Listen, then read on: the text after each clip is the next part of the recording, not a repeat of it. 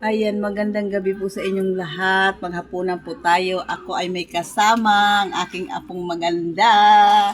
Si Aika po. O, maghapunan po ka mga amiga. Ang ulam po namin ay sinigang na bangus. Oh, ulo na lang natira sa akin. Ayan, kain po tayo. Magkamay na lang kasi matinik po ito. Tapos yung ano po, gusto ko yung tiyan, mga amiga, oh. Yung tiyan. Mataba kasi yung tiyan. Sarap. Sarap ng sinigang na bangus.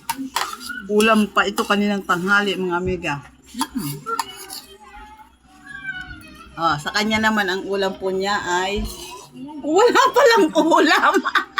Pero may ulam po siya, hotdog. Naubos na.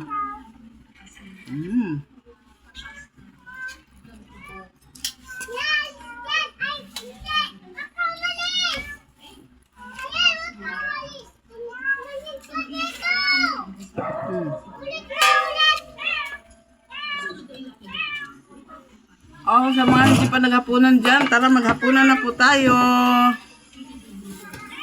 Sabay na tayo kay amiga maghapunan.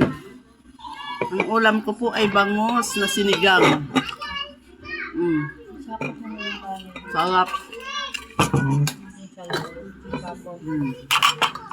Ayan, ulo. Ulo.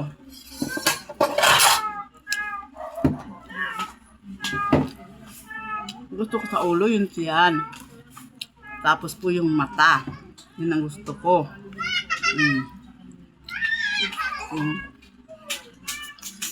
Yung sinisip-sip. Yan ang gusto ko, yung sinisip-sip. Yung ganito. Ayan. Ayan po, maraming salamat po sa inyong lahat. Salamat po sa panonood. Nandito na naman si amiga sa inyong harapan.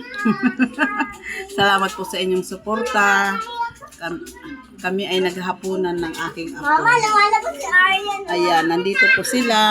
Ayan, yung mga kapatid niya. Ayan, si Ira po. Ayan. Pag nandito sa baba, yan ang lagi kong minsan sa namin.